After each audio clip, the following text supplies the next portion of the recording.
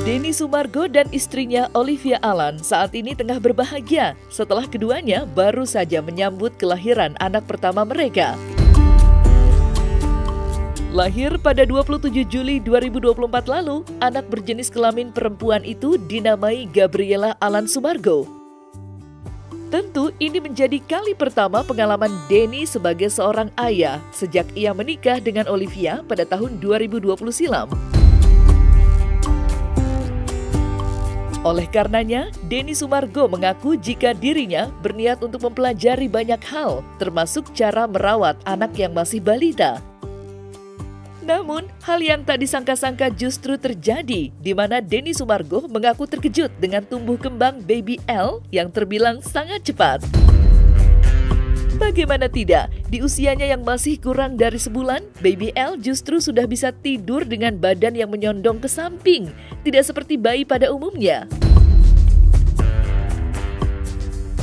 Bahkan, pria yang biasa dijuluki pebasket sombong itu mengaku jika takaran ASI untuk putri kecilnya meningkat sangat drastis. Lantas, seperti apa pengakuan Denny Sumargo soal tumbuh kembang baby L yang terbilang sangat cepat?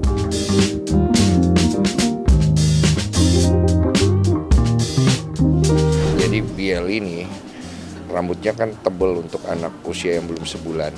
Terus lehernya udah bisa begini.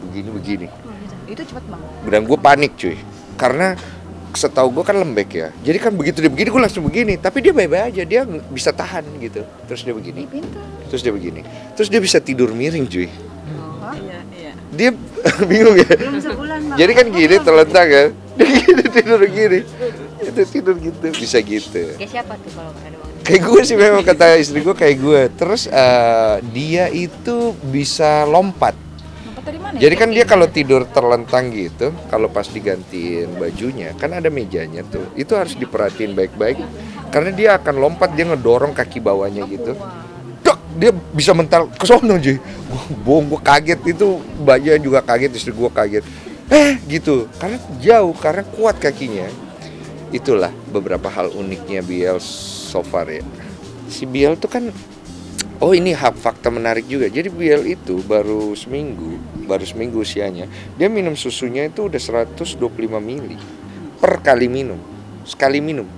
Jadi standarnya anak usia begitu tuh cuma 50 mili, paling gede di 125. Dan itu sampai sekarang. Jadi kita ini kesulitan karena Olive tuh asinya cuma keluar 80-100 kali dipompa. Jadi mau nggak mau harus dibantu sama sufor dikit sufor. Kita kan nggak mau dia terlalu sufor ya, jadi mau nggak mau, karena anaknya kalau udah lapar, coba lu lawan, keras anaknya cuy. Dia kalau mau sesuatu mau cuy, dan kalau dia udah dapat ya udah dia tenang, mulai paham. Karena gue akhirnya mempelajari suatu hal yang tidak pernah gue pelajari. Gue tuh udah cukup kenyang ya sama hidup gue sebagai laki-laki dengan kesinggelan gue. Gue kan ngulik cukup banyak ya masalah hidup gue dengan kelaki-lakian gue ya. Sekarang ke bapak. Jadi gue ngerasa suatu hal yang tidak penting buat bapak-bapak itu menjadi penting aja buat gue. Kayak ada ya bayi di polio. Dan buat cewek itu kan penting. Buat bapak-bapak biasanya nggak tahu. Tapi buat gue jadi penting aja. Dan gue nggak berusaha untuk membuat image bahwa gue bapak yang baik ya. Gue bukan bapak yang baik. Gue belajar untuk jadi bapak yang ya sebaik-baiknya aja. Kita dokter mah yang mana aja yang baik, bagus lah. Semua dokter kan pasti punya kelebihan. Dan kita nggak mau terlalu mengeksklusifkan hidup kami, anak kami. Karena menurut saya itu nggak baik buat perkembangan mental dia. Dia harus belajar untuk hidup apa adanya aja, kenyataan hidup seberat apapun itu. Dia baru 2 hari kan ditindik langsung, kata dokternya kalau mau tindik sekarang. Karena pada saat itu dia belum berasa terlalu sakit, katanya pas berapa hari itu, 2 hari atau 3 hari gitu.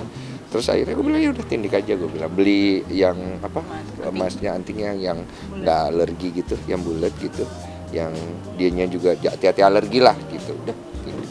Jadi lucu aja gitu. Tadinya mau nyari dragon yang nggak ketemu, jadi beruang apa sapi ya. Ya udahlah nggak apa-apa, lucu aja. Olive mah orangnya juga nyantai gitu. Kita apa ya, kita nggak terlalu gimana sama anak gitu loh. Malah apa lagi namanya, kita tuh kayak nggak mau terlalu overprotective atau terlalu over karena care-nya yang berlebihan gitu, nggak bagus gitu, ya secukupnya aja. Gue masih bingung nih Biel mau dijadiin bahan konten apa enggak ya. Cuma gue nggak mau over eksploitasi buat anak gue aja sih, karena gue ngerasa kan dia masih belum tahu banyak hal dan gue nggak pengen dia akhirnya kita eksploitasi gara-gara masalah mau cari duit gitu-gitu kan. Jadi gue masih coba be wise aja. Ya kalau gue lihat oke, ya bolehlah dia ikut-ikut di kontes sekali-sekali gitu. Tapi kalau enggak janganlah gitu.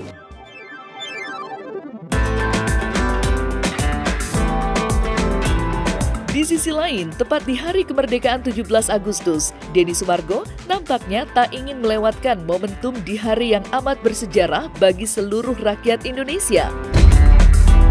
Ia, pria berdarah Tionghoa itu, mengaku akan mengadakan lomba yang diperuntukkan untuk para karyawannya.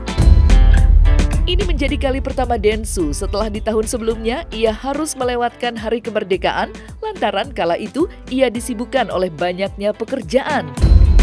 Lantas, apa makna 17 Agustus di mata Denny Sumargo?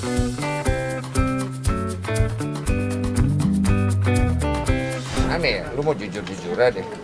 Ya kalau dengan usia gue, dengan hidup gue selalu kayak ya udah 17 Agustus aja gitu ya kan. Ya udah pengibaran bendera, ya udah ada lomba-lomba, ya begitu aja gue mah pasti. Cuman gue kan melihat pasti kan 17 Agustus itu ajang ngumpul, silaturahmi, ikut lomba, happy-happy, merayakan kemerdekaan Indonesia yang punya arti yang sangat dalam lah untuk kita, di mana kita mengalami penjajahan hampir 350 tahun sama Belanda, tambah sama Jepang 3,5 tahun. Itu kan tidak dirasakan mungkin sama gen-gen yang sekarang gitu. Dan gue juga ngerasa bahwa permasalahan politik dan juga demokrasi di Indonesia ini sangat mempengaruhi nasionalisme seseorang, terutama tentang benturan-benturan yang sering terjadi dari banyak faktor gitu. Tingkat kepercayaan masyarakat terhadap pemerintah, permasalahan agama yang terbentur, dan banyak hal lain yang dibiarkan terjadi di Indonesia itu membuat gue melihat 17 Agustus itu udah maknanya udah beda banget sama dulu waktu gue masih kecil. 17 Agustus masa kita kecil itu punya meaning yang lebih deep aja gitu. Kalau sekarang ya udah hari kemerdekaan aja gitu. Ya semoga bisa kembali ke masa-masa itulah dimana kita melihat 17 Agustus itu bukan hari yang mudah loh untuk bisa sampai di titik itu. Buat saya merdeka, kita bisa tidak terikat oleh ketakutan kita. Saya mah tergantung anak buah gue happy lah. Nanti kita bikin lomba-lombaan lah. Soalnya kan gue orang kerja ya, gue kan nggak terlalu main di komplek gitu. Tapi kalau biasanya ada ya, kalau gue rasa ada waktu gue ikut-ikut aja. Seru aja sih kalau buat bapak-bapak kayak gue makan kerupuk, lomba masukin apa kan lucu aja gitu. Tonton kemarin, gue lagi kerja. Biasanya 17 Agustus gue lagi kerja. Gue sih kerja nggak banyak sih, kayaknya bisa lah ikut-ikut perlombaan apa gitu. Waktu kecil mungkin lomba-lomba yang sukai atau yang berkenan. Gue waktu kecil tuh nggak pernah ikut lomba, gue minder cuy. Soalnya gue nggak punya rumah kan. Jadi gue numpang-numpang gitu. Jadi kan kalau biasa lomba-lomba itu kan dari rumah mana kan. Ini gue bingung lagi rumah gue di mana ya gue. Ada lomba dong, Bang. Sekarang gue yang adain ya. Nih, nanti gue bikin buat kru-kru gue. Kita bagi-bagi 50 juta rupiah ya. Dalam bentuk harapan.